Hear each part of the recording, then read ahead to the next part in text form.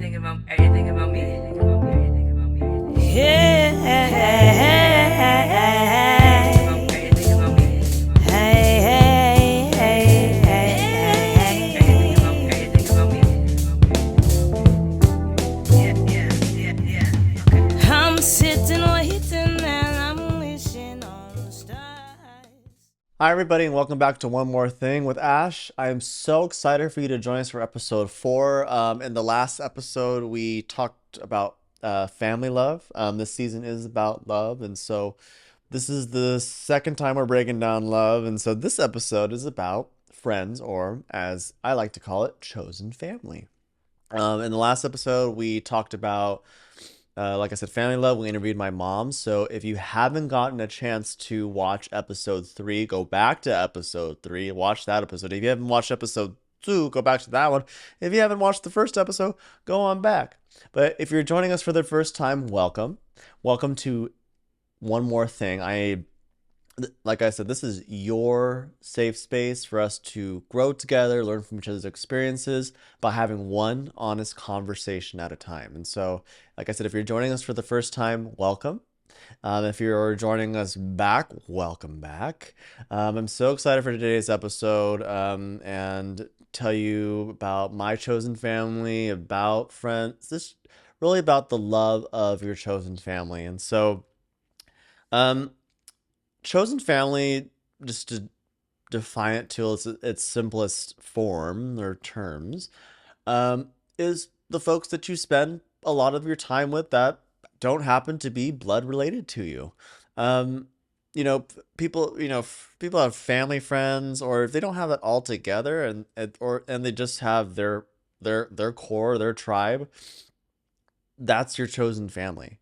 I know I am very lucky to have my blood family. I'm very lucky to have my chosen family. And so I'm very, very lucky to, I grew up in Monterey, so I have almost like 90% of my family there, but having a little bit of my actual blood family. But in LA, I do have all of my family, or all of my close knit family. I can probably count my core people on like one hand.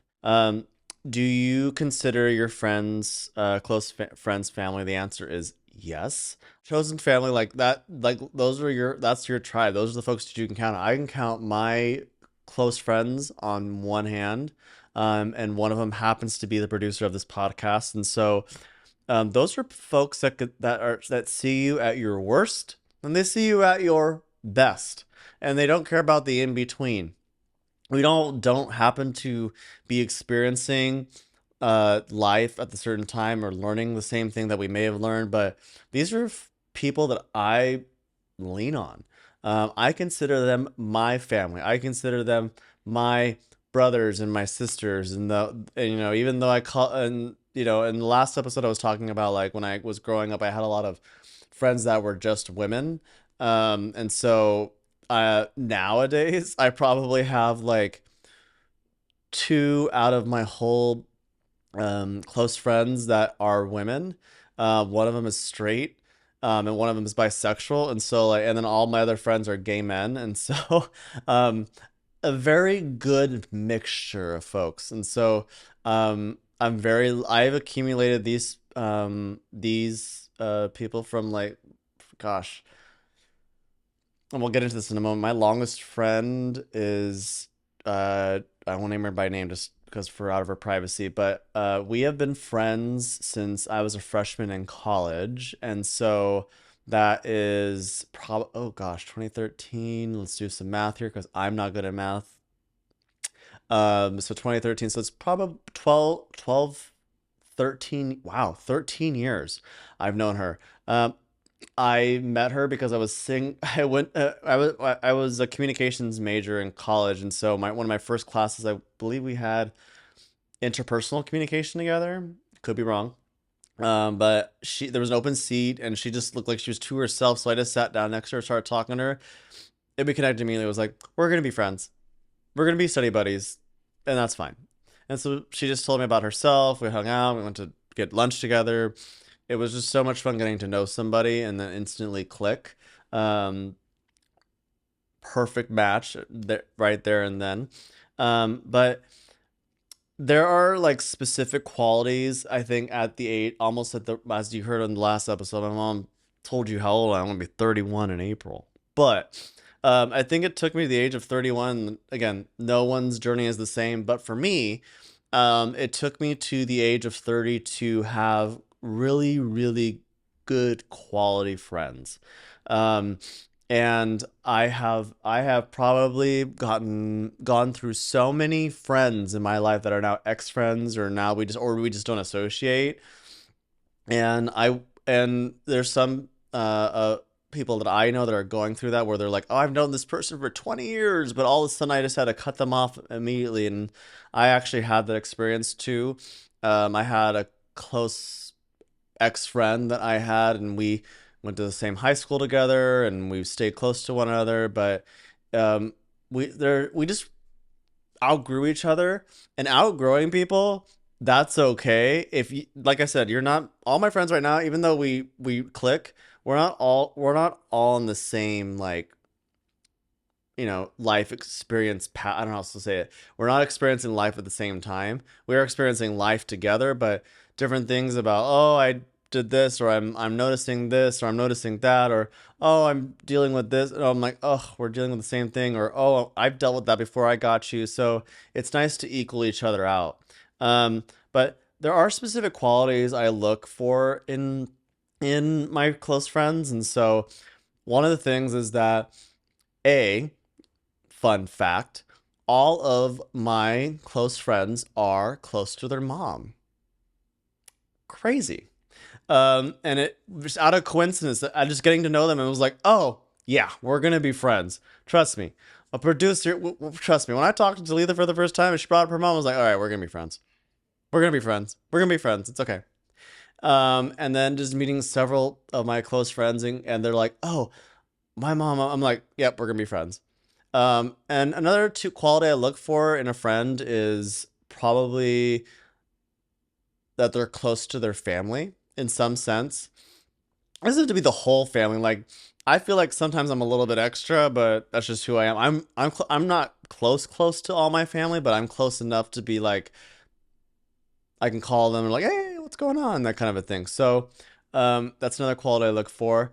I probably look for someone that is compassionate, empathetic, has a good head on their shoulders, has a good work ethic. People that are doing better than me, or and that they inspire me all the time, or they push me to do my most when I'm not doing my best. Um, and I can count on any of my close friends. Like, I call it the red button moment. Like, when there's something really like bad happening or something tragic has happened. Like, the last red button moment I had was my brother's passing, and so when I told my close circle, like, everyone made time to come see me, or they called me every day. They really carried me out of, not, I'm still grieving, but like, they carried me out of like that beginning period of like that ultimate shock of my brother's passing. And so I I am very, very lucky to have my tribe. Like, they're true blues, ride or dies. Like, I'm very, very, very lucky. And those are some of the qualities I look for. And I also look for people that, that can carry their own, and they're really like, I am like all my friends' best cheerleaders. Like, my one of my best friends is really good at hair, so I'm like always recommending him to people. Um, and anytime someone needs like something music related, I can count on Talitha for that. Anything like, like has to do, I don't know, it's just, I can count, I love hearing my friends be passionate about what they're doing. Like, one of my friends, Danny, he's really good. He loves music. He bought a trumpet and piano. Like, that is beyond my scope of skills. But when he said, "Oh, I got this," I was like, "Oh my God, great!" And just hear and hearing him talk about his cats. I got him a doormat for his new. He bought a new home, and I got him this doormat that says "Hope you like cats." And so, just understanding them, I understand my friends as much as my mom probably understands me. And so, these are people that actually just get me. I don't have to say anything. And so those are some of the qualities I look for in my close friends. People that just get me right there. Um, so chosen family came into my vocabulary probably in the last couple years.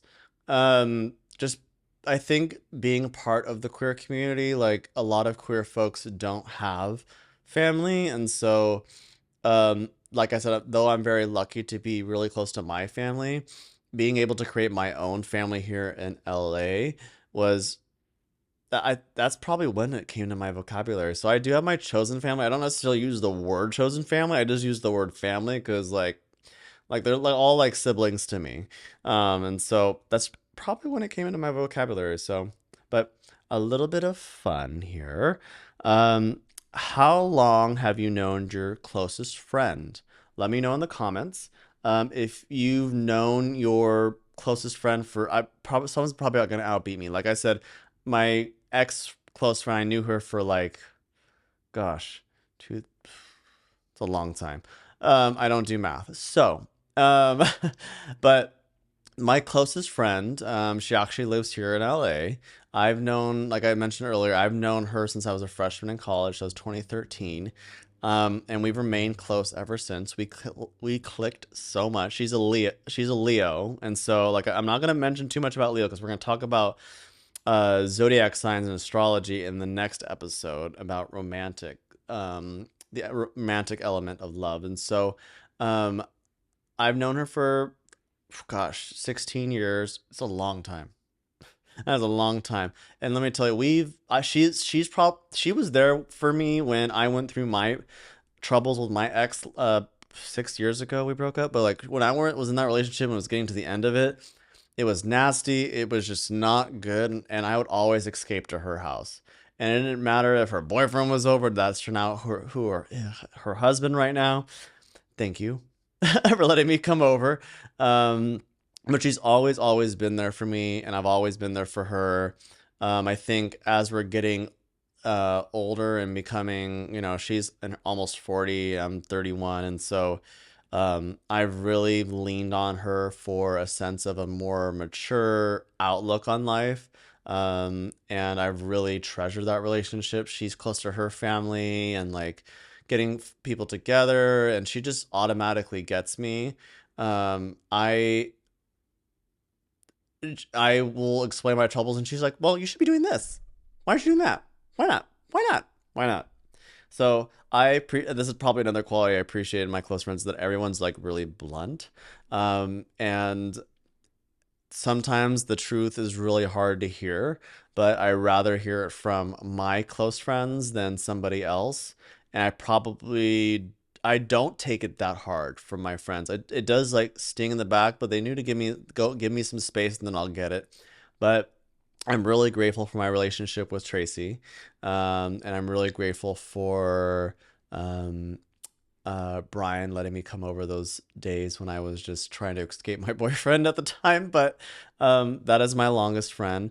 I really treasure my friends. Just to kind of like sum up this small little episode here. I really do love my friends. I probably could talk to them all the time. I talk to you guys like probably all the time. I'm talking to them directly.